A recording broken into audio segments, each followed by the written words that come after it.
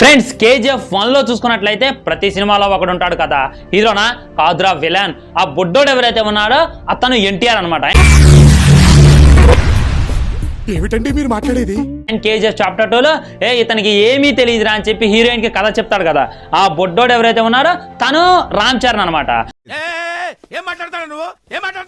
And ఇంకా చూసుకున్నట్లయితే నాలో ఉన్న క్రియేటివిటీ మొత్తం బయటికి తీస్తా, నా తడాకా చూపిస్తా.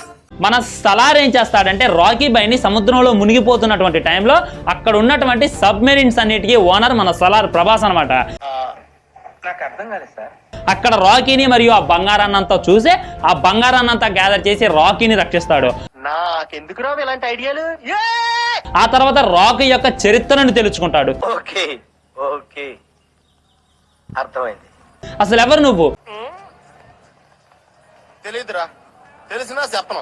ఎందుకు ఈ విధంగా సముద్రంలో మునిగిపోయావనంటే తన గురించి, తన అమ్మ ఎమోషన్ గురించి చెప్తాడనమాట. అంటే మీకు మా అయ్య తెలియదు, మా తాత తెలియదు, ఎవ్వడు తెలియదు.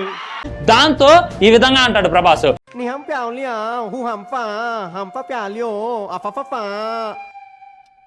ఇంత పెద్ద మాట అన్నాడు సార్ ఆడు.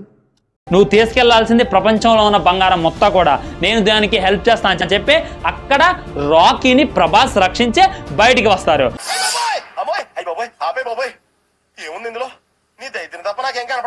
వాళ్ళిద్దరు కూడా కలిసి ప్రభుత్వం మీద ఫైట్ చేయడం మొదలు పెడతారు.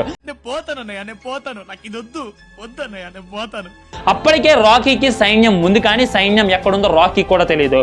మళ్ళీ ఏం కౌంటర్ సార్ ఇవి? మీలో నీ కామెడీ యాంగిల్ కూడా ఆడుకోవచ్చా? కానీ ప్రభాస్ కు చూసుకున్నట్లయితే చాలా అంటే చాలా పెద్ద సైన్యం ఉంది.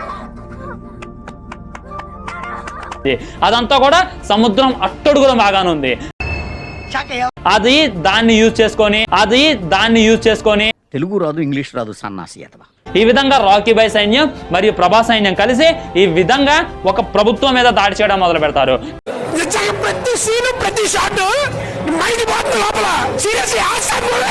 కాకపోతే అక్కడ ఉంది రాజాన్వార్ అనమాట. అండ్ అక్కడ ఉన్నటువంటి రాజాన్వార్ని, జగపతి బాబుని ప్రభాస్ మరియు రాకీ కలిసి చంపేస్తారు. నేను మరీ అంత ఎదవలా కనపడుతున్నానా? ఓ మాదిరిగా కూడా కనపడలేదా? చంపేసిన తర్వాత ఇక్కడతో మనకి సలార్ అనేది ఎండ్ అవుద్ది. మజా ఆయా. और मैं ये जो मजा है ఎండ్ అయిన తర్వాత KGF చాప్టర్ 3 లో గానీ మనం ఎంటర్ అయినట్టయితే చాలా కంట్రీలో ఉన్నావు బేటా. ఇక్కడ ఏం జరిగింది?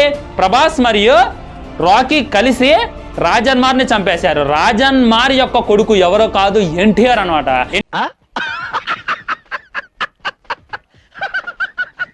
ఎన్టీఆర్ 31 కనెక్ట్ చేసేటటువంటి అవకాశం ఉంది.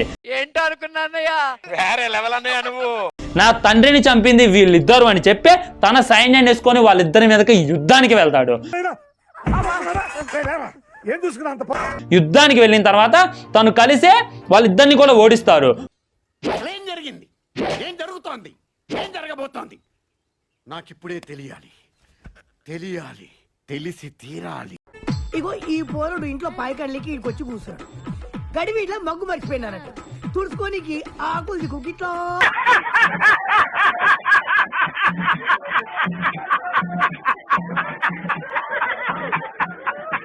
ఓడించిన తర్వాత వీళ్ళిద్దరు కుయుక్తుల ముందు మన ఎన్టీఆర్ సాగవు అనమాట. ఎందుకంటే అక్కడ ఉంది ఒక్క బుర్ర కాదు, 2 బుర్రలు, అటు సలార్ బుర్ర మరియు రాకీ బుర్ర.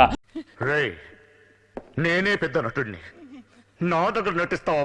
వీళ్ళిద్దరు కలిసి పకడ్బందీగా ప్లాన్ చేసి ఎన్టీఆర్ ఓడించి అక్కడ నుండి పారిపోయేలా చేస్తారు. మైక్ బాగా పకడ్బందీగా ప్లాన్ చేసావు మైక్. పారిపోయేలా చేసిన తర్వాత అండ్ ఇదేం చేస్తుందంటే త్రిబులార్కే కనెక్ట్ అయింది. అన్నా నువ్వు అట్లా అనొద్దన్నా. ఆ తర్వాత మన రామ్ చరణ్ ఎవరైతే ఉన్నారో రామ్ చరణ్ ని తీసుకొచ్చి మన ఎన్టీఆర్ కలిసి ఫైట్ చేయడం మొదలు పెడతారు. అంతకు మించి ఒక్క మాట ఎక్కువ మాట్లాడితే నీ నాలుక చీరేస్తాను. ఫైట్ చేసిన తర్వాత ఇక్కడ ఎన్టీఆర్ మరియు రామ్ చరణ్ ఒకవైపు, రామ్ చరణ్ పాజిటివే అండ్ ఎన్టీఆర్ కూడా పాజిటివే. తన తండ్రిని చంపేశారు అనేటటువంటి ఉద్దేశంతో ఎన్టీఆర్ ఫైట్ చేస్తుండు. నాకు మెట్టలు వచ్చేటట్టుంది. ఆ అమ్మాయి ఆవిరైపోయినట్టు నేను ఆవిరైపోను కదా. నీ దగ్గర ఎన్ని కళ్ళు ఉన్నాయంట్రా? అమ్మో, ఫ్రిజ్ ఎక్కడ? ఫ్రిజ్ ఇక్కడుందా? ఫ్రిజ్ పెట్టేస్తా తలకాయ. తన ఫ్రెండ్ పిలిచాడు అనేటటువంటి ఉద్దేశంతో రామ్ చరణ్ ఫైట్ చేస్తుండు. కానీ వీళ్ళ నలుగురు కూడా పాజిటివే. వీళ్ళ నలుగురు అన్న పాజిటివ్ అనే విషయం వీళ్ళకి తెలియదు. మీ ఇల్లు ఎక్కడ? ఇక్కడే. అక్కడికే. ఎక్కడండి? ఇక్కడగా సార్, అక్కడెక్కడో. బండెక్కు. వీళ్ళందరూ కొట్టుకున్నటువంటి టైంలో ఇక్కడ ఇంకో స్టోరీ కనెక్ట్ అయింది అనమాట. అదే పాదకట్టలో ఉన్నటువంటి మన చిరంజీవి గారు. చిరంజీవి గారు ఈ విధంగా వీళ్ళ యొక్క బాధ తెలుసుకొని మన ఎన్టీఆర్ కి మరియు రామ్ చరణ్ కి సపోర్ట్ చేయడానికి వస్తాడు.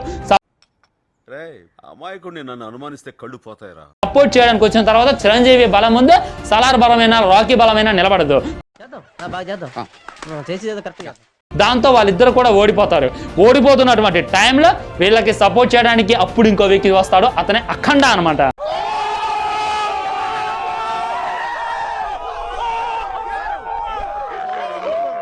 అఖండ ఎంట్రీ ఉంటుంది, వేరే లెవెల్ ఉంటుంది. అతను అఘోర వెళ్ళిపోతారు కదా అఖండ క్లైమాక్స్ లో. అక్కడ నుండి వెళ్ళిపోయిన తర్వాత మళ్ళీ ఇక్కడ ఎంట్రీ ఇస్తాడనమాట.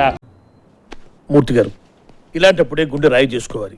వీళ్ళు ముగ్గురు ఒకవైపు, వాళ్ళు ముగ్గురు ఒకవైపు. అబ్బాయి సైడా అమ్మాయి సైడు? వాళ్ళంతా కలిసి ఇక్కడ మన అఖండ దగ్గర క్షుద్ర శక్తులు ఉంటాయి, పంచభూతాల ఆధీనంలో ఉంటాయి. What is this?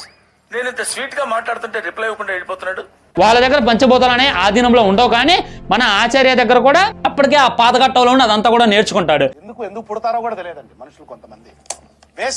Basic sense ఉండదు మనుషుల దగ్గర. ఈ విధంగా ఇటు ముగ్గురు అటు ముగ్గురు కలిసి బీభత్సమైనటువంటి ఫైట్ జరిగింది. బీభత్సమైనటువంటి స్టోరీ లైన్ అనేది క్రియేట్ అవడం జరుగుతుంది. ఇవిగో సార్, శివాజీ సొంత స్థలం, తోట, బాండ్స్, ఇన్వెస్ట్మెంట్స్, షేర్స్. ఇందులో ఇంటూ పెట్టిన చోటలా సంతకం పెట్టండి. బాధపడకు శివాజీ. ఇదంతా ఏదైతే ఉందో ఇది నేను క్రియేట్ చేసినటువంటి ప్యారలల్ యూనివర్స్. ఏ విధంగా అనిపించింది మీకు?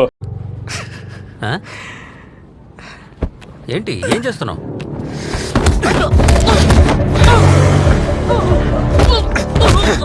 ఒక్కవైపు ప్రభాస్, బాలకృష్ణ, రాకీ ఒకవైపు, ఎన్టీఆర్, రామ్ చరణ్, చిరంజీవి గారు ఒకవైపు, చూసారా సార్ డబుల్ యాక్షన్.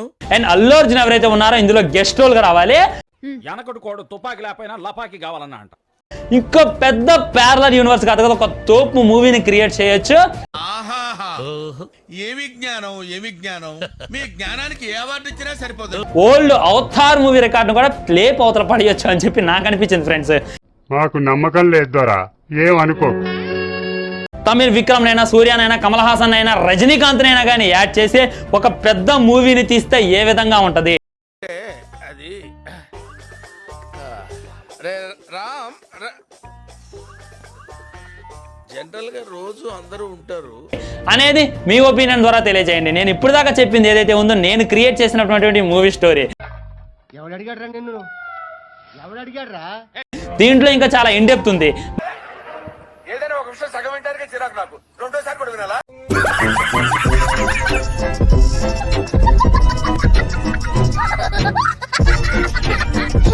నా ఛానల్ పేరు గుర్తుందిగా? Please like, share and subscribe.